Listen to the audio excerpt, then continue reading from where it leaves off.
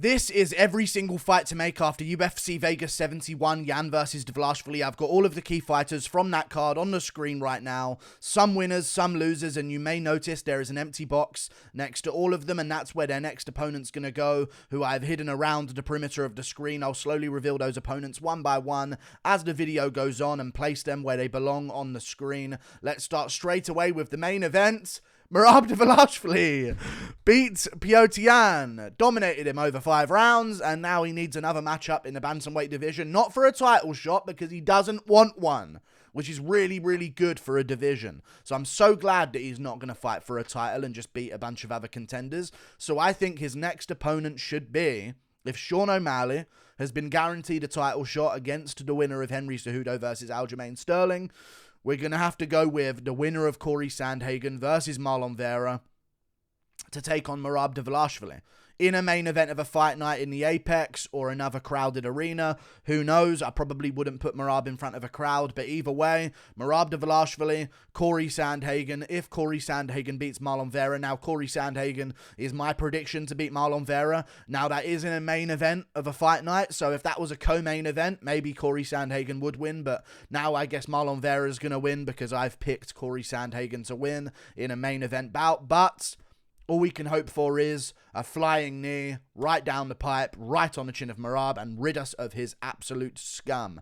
I'm sorry. Great performance by Merab. Corey Sandhagen, a great fighter in that division as well. And we need to see him overcome a wrestler before we see him fight for a title again, if that is going to be against a Cejudo or an Aljamain Sterling, because we saw him dealt so easily with by Aljamain Sterling before with the wrestling. So Merab Dvalishvili, Corey Sandhagen, or the winner of Marlon Vera, Corey Sandhagen. We'll see what happens. Put that on a fight night main event in July or August, and let's have it go down. We move on to another matchup. Petr Yan, the loser of the main event.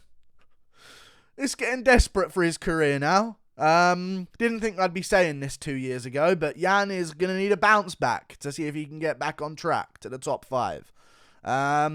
And I think it should be against the winner of Rob Font versus Adrian Yanez, which isn't a main event. So I will get this prediction correct, like all of the other predictions I do outside of main events. So Rob Font, Adrian Yanez is taking place on the April pay-per-view card. The winner of that one, no doubt, is going to want to be active because, you know, they haven't fought for a long time. Font hasn't fought for a while since that Marlon Vera fight because he took a lot of damage. And also Adrian Yanez hasn't fought in a very long time either for him. He used to be very active. So I think give Petr Yan a month or 2 to recover from his eye being swollen up from Merab's head clash, and then we'll move on and do him versus the winner of Font versus Yanez. Great matchup in the bantamweight division, makes sense ranking wise as well, and that can be on a pay-per-view main card in August, September, October, maybe on the McGregor versus Chandler card. We'll see how it goes, but I think that'll be an amazing event. And if Adrian Yanez wins, he's a new superstar. Put him against Petr Yan on that McGregor main card to open it up. I think would be an amazing move. Let's make it happen, and hopefully Petr Yan can bounce back to the top 5. A man who I once thought 2 years ago was going to be the bantamweight GOAT. We move on to another matchup, which is Alexander Volkov, different one. Alexander Volkov got a big win over Alexander Romanov. He now needs a matchup in the heavyweight division, and I feel like that matchup should be against Derek Lewis in a rematch. The reason why I've gone for this is Sergey Spivak, much like Merab, doesn't want to fight people that he trains with, and he said he won't fight Volkov unless he has to for a title shot or for a title fight or something along those lines. Him and Sergey Spivak train with each other. I was thinking of making that matchup, but it probably won't end up happening. And I think Sergey Spivak deserves, if Blades loses to Pavlovich, maybe a Cyril Gane matchup, who knows. So I feel like we're going to have to do Alexander Volkov, Derek Lewis too, because otherwise, for Derek Lewis, it's here's Jailton Almeida, here's Alexander Romanov coming off a loss, here's this other grappler coming up. Like, I don't want that to be the direction that Derek Lewis's career goes in. And I think Volkov versus Derek Lewis can be made very quickly. Derek Lewis didn't take too much damage against Sergey Spivak, if any. He got out-grappled the entire time and then eventually submitted in the first round. And Alexander Volkov took no damage against Alexander Romanov. So let's put them together. July, pay-per-view main card opener. That's a big fight. It's got storyline behind it. Volkov will be tempted to take that fight as well, even though it is down the rankings, because, you know, it keeps him active, and it's also a guy who he should have really beaten, but he got clipped in the last 5 seconds of the fight. And for Derek Lewis, we'll see if lightning can strike twice, and it's a striking matchup for him, so it's a little bit easier for him to navigate the fight with. I think Alexander Volkov versus Derek Lewis is a big fight with a bit of hype behind it, and still gets a lot of interest from people because of the previous fight that they had. We move on to another fight, which was Nikita Krylov. Got a massive win against Ryan Spann. Triangle in the first round. He's able to stay quite active, so I think he should turn right back around. Now, originally, I thought they should be doing Jan Blachowicz versus Magomed Ankalaev for a rematch to decide who gets the title shot in the light heavyweight division. However, it's taken too long, and I feel like they're going to do Jiří Procházka versus Jamal Hill in the meantime anyway, so it's just going to be a bit of a logjam if they go down that road when it comes to other contenders, because if Smith wins, I mean, he was expecting to get a title shot now, rather than if he wins his next fight, so I think they should do Nikita Krylov in a rematch, a guy he fought a very long time ago, in Jan Blachowicz in the light heavyweight division. I think this would be a great matchup for both of them. A fresh matchup until recently, of course. They fought each other a long time ago. Jan Blachowicz got a submission win over Nikita Krylov, but if there's one area of his game that Krylov has improved in, it's his grappling. He's got way better in that part of his game. So I think we need to start matching up the top dudes with the guys just outside the top 5, and I think we should do Alexander Rakic versus Magomed Ankalaev. If Ankalaev wins, give him a title shot. And then we do Nikita Krylov versus Jan Blachowicz. And then we've got Anthony Smith, who's taken on Johnny Walker, I believe. And whoever wins that one can also get a top, maybe the loser of Jamal Hill versus Jiří Procházka. Who knows? Or maybe whoever doesn't get a title shot out of those Ankalaev, Rakic, and Krylov Blachowicz matchups. That's what I think should happen in the light heavyweight division. We move on to the loser of that fight. Between Nikita Krylov and Ryan Spann. Ryan Spann himself, tough loss for him, but he didn't take damage, which is good because he can get right back in there. Now, he has had 2 fight weeks back-to-back, pretty much, in a 2-week period, so maybe he does want a little bit of time to unwind. But I think when he does come back, he should come back around the time that they're going to be in the UK again. In July, I think they're going to do a UFC London card, or maybe a card somewhere else in the UK, who knows, because we got a bunch of UK fighters that weren't able to get on the current London card, so I think they're going to maybe come back with Pimlet versus someone, Tom Aspinall versus someone, and also on that card, they could do Ryan Spann versus Paul Craig, a UK fighter. Ryan Spann just got triangled, so ironically, let's make this matchup, because Paul Craig is the triangle master. So if Ryan Spann wants to prove that that was a bit of a fluke from Krylov in his own mind, and maybe wants to get back in there and show that he can beat a grappler at light heavyweight that's elite and not get triangled in the first round, maybe put in there against Paul Craig and have a great matchup between those two. We move on to another fight in the bantamweight division, which is a massive one. Jonathan Martinez just beat Said Nurmagomedov in a very, very impressive performance, and I think he should move on. Am I wrong or am I right? There's one guy who doesn't have a matchup right now in the bantamweight division, and that person is Umar Nurmagomedov. One person in the whole division that doesn't have a matchup right now. So I think put him against him. He just beat a Nurmagomedov. All of the Russian Nurmagomedov fans are incredibly upset about it because they don't agree with the decision. So put him against another Nurmagomedov and let's make a bit of a storyline here, because at the end of it, if you want to somehow create a star out of Jonathan Martinez, if he beats Said Nurmagomedov and then Umar Nurmagomedov back-to-back, he's the Nurmagomedov hunter.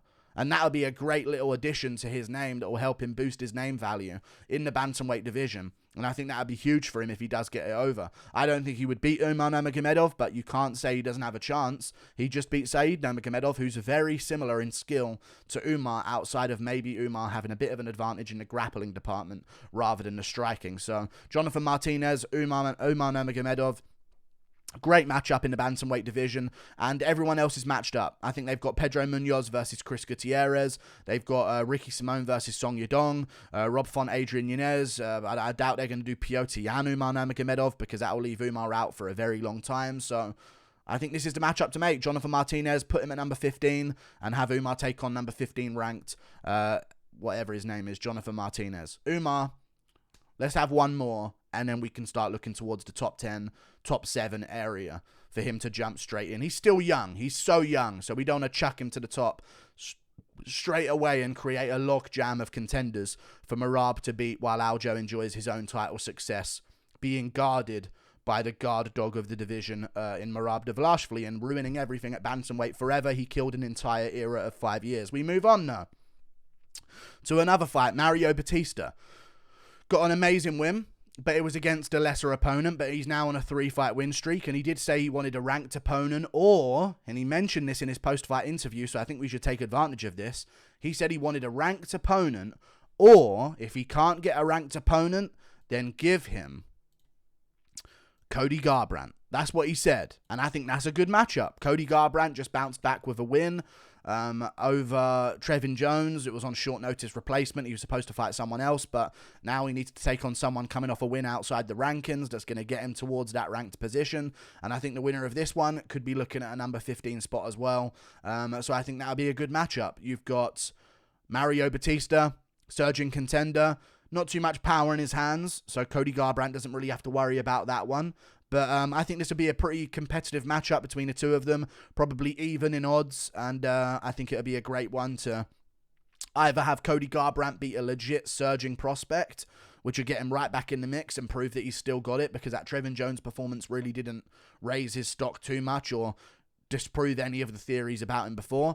But Mario Batista, I think if he beats him, he'll be legit and he'll be back on track. But if Mario Batista wins against Garbrandt, you give a lot of name value to an up-and-coming prospect, which is what you want to do at the end of the day anyway. So, great matchup there. I think that's what should happen next. We move on to another matchup in the bantamweight division. Davy Grant got a big win over Rafael Assunção, and this is a huge win as well because Rafael Assunção was just outside the rankings. So, no matter what, Davy Grant is going to be taking on a very good opponent, and as I said before, there's going to be a card in the summer, July, June, August, whenever it's going to be. There's going to be a fight night card in the UK. They're going to do that 100% in London, I imagine. If not in London, in Manchester, in Liverpool maybe, who knows, with Pimlet versus Ferguson as the main event, and then also having Tom Aspinall versus Taito Ivasa as the co-main event in that Echo Arena. Who knows what they're going to end up doing, but Davy Grant is going to need a matchup. Why not put him in front of the UK? He hasn't had that moment yet in his career where he's been beloved by the UK fans. Let's give him that moment against another UK fighter who you wouldn't really imagine being a UK fighter because he trains in America, but he's a UK fighter, Javid Basharat. I think that's the matchup. Basharat's beaten a few good opponents, but he hasn't beaten that level of opponent yet where it's like now he has to get a ranked opponent. He's still one fight away from that. And that one fight away from a ranked opponent is the Davy Grant matchup.